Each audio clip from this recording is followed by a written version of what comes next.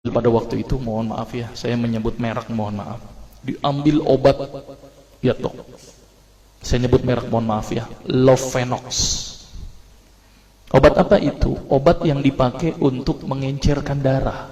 Biasanya diberikan pada penderita penyakit jantung, stroke dan gangguan bekuan darah. Lovenox. Di situ tertuliskan kata apa? Porsin origin. Ada yang tahu porsin? Ada yang tahu? Nggak ada yang tahu. Berarti kalau dokter ngeresepin obat apa ya ditelan semuanya nih. Masya Allah.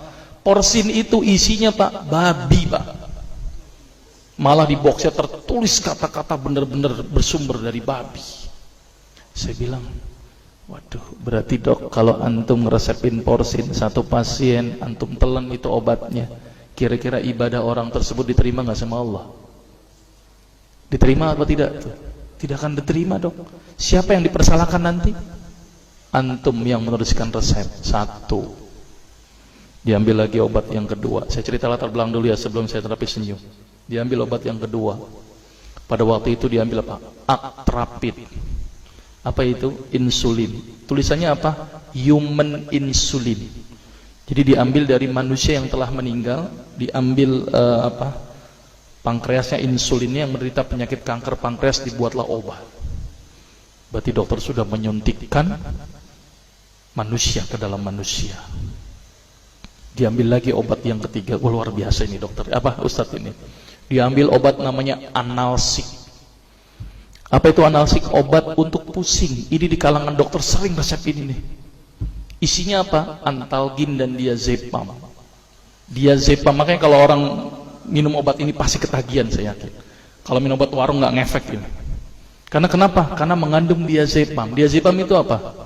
Narkoba pak. Bikin kita teler. Maka itu cara nyari uang paling gampang, kasih aja resepin analsik, pasti balik lagi dia. Karena kenapa? Narkobanya bikin kecanduan. Dia mengandung diazepam. Diazepam fatwa ulama bagaimana? Haram. Diambil lagi obat batuk, kodein. Maka itu kita minum obat batuk langsung hilang batuknya karena kodein. Kodein ini ternyata derivat dari narkoba. Berarti dokter sudah ngeresepin narkoba.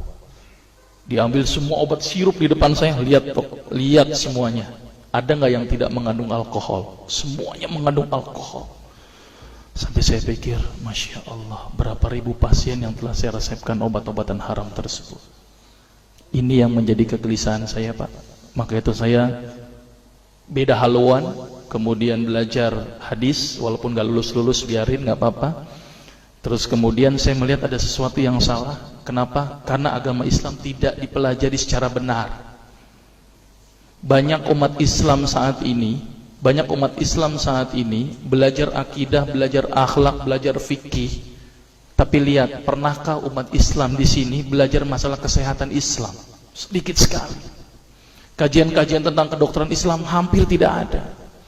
Makanya tidak heran sekarang umat Islam yang notabene hebat menurut saya katanya, tapi ternyata banyak yang sakit karena dilupakan aspek ini. Mudah-mudahan ini menjadi awalan kita untuk mengkaji, karena kajian ini rutin pak.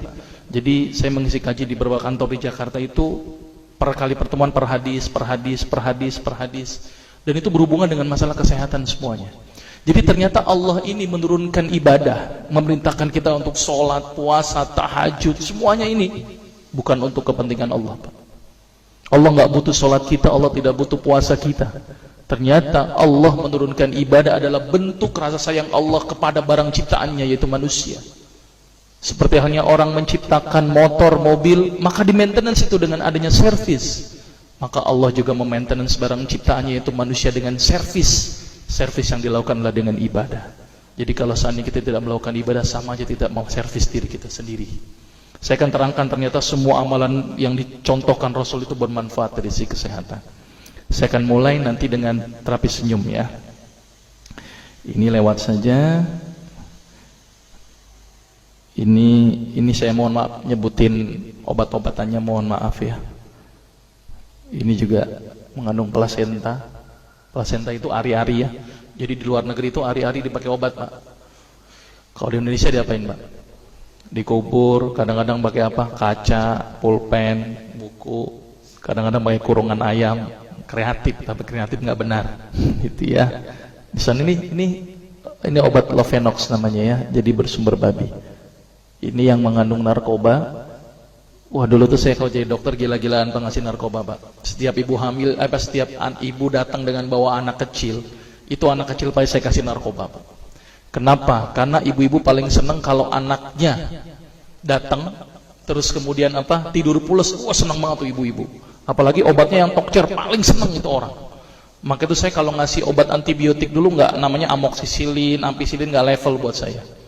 Apa yang saya kasih? Cefalosporin. Obat turun demam aja nggak ngefek, menurut saya cuma 500 mg Pak, 650. Dan selalu anak kecil datang kan alasannya takut kejang. Selalu saya tambahkan apa ini Pak? Luminal.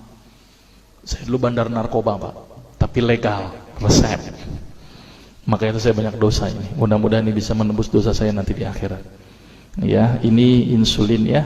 Ini kosmetik yang